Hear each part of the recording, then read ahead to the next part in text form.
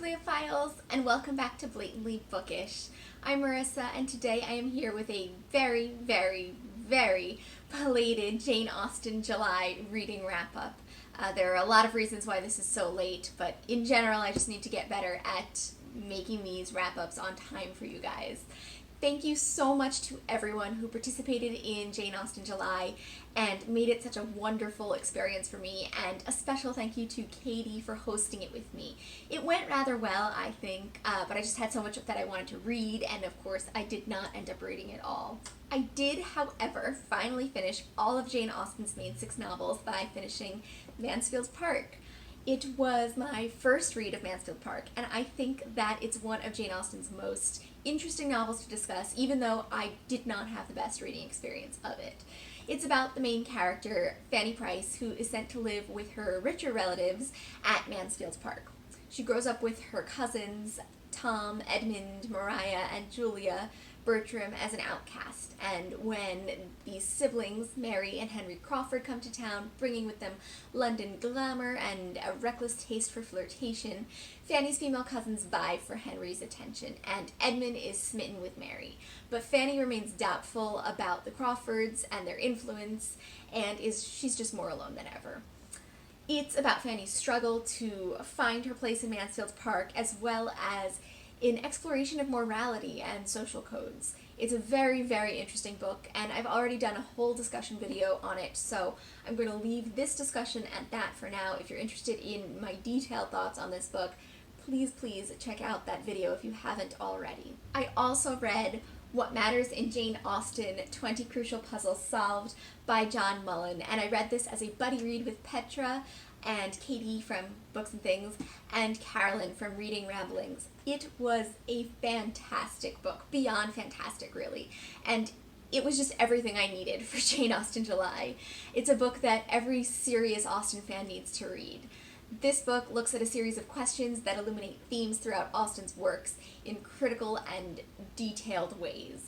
There are chapters that carefully and thoughtfully examine themes such as age, sisterhood, how characters address one another, the weather, the significance of seaside locations in her works, death, blushing, and just so much more. I don't know of any other book that weaves all of Austen's themes together to make such interesting analyses of her books as a whole. Mullan has an almost encyclopedic knowledge of Austen's works, and he's able to point out details that I've missed while reading, as well as make brilliant parallels across her works. In the chapter on death, he points out how there are only 2 people in all of Austen who die, but that there's a pervading sense of death and mourning practices in her novels.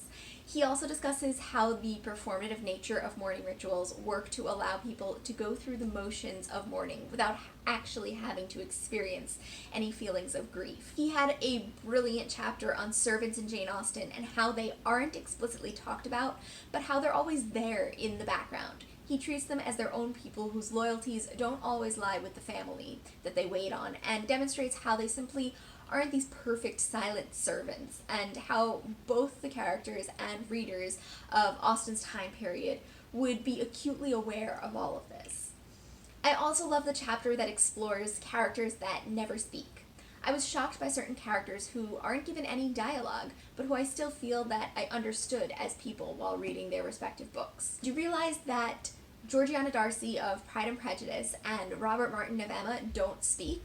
That's just to name a few. And then Mullan explores the significance of speech in Austen's work and what it means when she has a talkative character suddenly silenced in her text, or a silent character finally talk. Mullan is just so brilliant, and his book made me realize that the beauty of Austen's works is how I'm never done with them, and how there's always more to discover within the pages of her text. It also made me want to reread all of Jane Austen's works and discover more of these details or pay attention to some of these themes. I might currently have a bit of an intellectual crush on John Mullan and may or may not have gone down a rabbit hole of watching YouTube videos on him speaking. I'll link my favorite video of him speaking down below. It's really long, but I think it's worth it. He actually says a lot of the same things that he writes about in this book, but He is so animated and enthusiastic. He also apparently has another book called How Novels Work that I now desperately want to read, but my library does not have copies of it, and I don't really have more room for books on my shelves right now. So we'll see about that. But basically, read What Matters in Jane Austen by John Mullan if you're an Austen fan who is familiar with the plots of her main 6 novels, or don't mind hearing about the plots of her main 6 novels. You absolutely will not regret this book.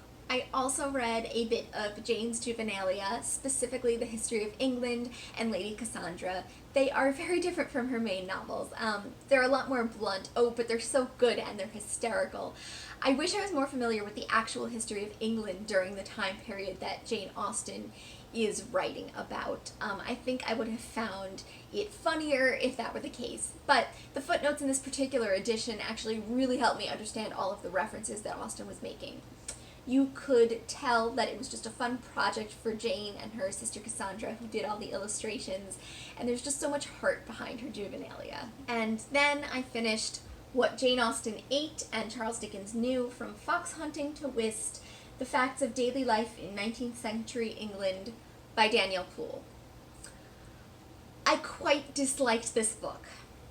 It was an absolute wealth of information in the sense that it covers so many topics, and it was brilliantly researched, but the prose was dry and uninspiring, and it was just intent on spoiling so many 19th century novels. Anytime I came across a book title that I hadn't read, I just skipped right to the next paragraph. It would be a good reference resource for anyone interested in British literature from the 19th century.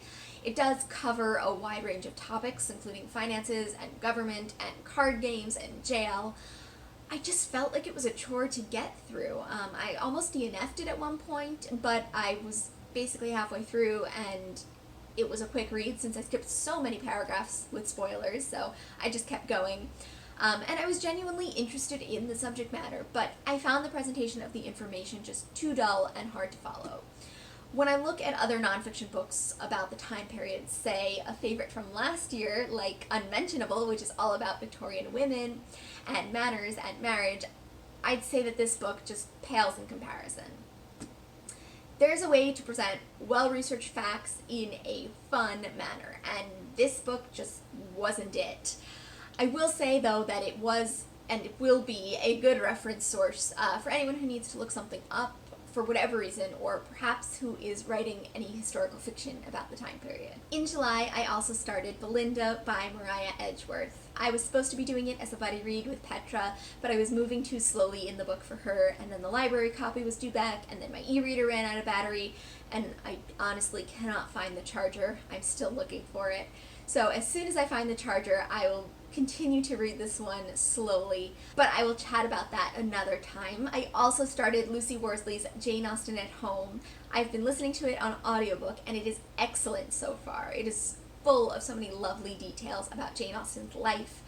I only listen to audiobooks though while I'm driving, and I didn't start it until quite late into the month of July, and I'm not really working right now, or I wasn't for most of July and most of August, but I started a part-time job. So the point is, I'm not driving very much, and I'm not listening to this on audiobook very much, so it will be slowly finished at some point. Anyway, that is all I have for you guys today. I hope you had a fantastic Jane Austen July.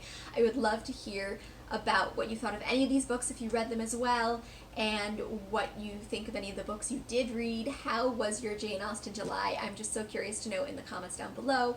What will you be reading for August, even though August is almost done at this point? Just let me know whatever you want in the comments down below, and I will talk to you in another video soon. Bye!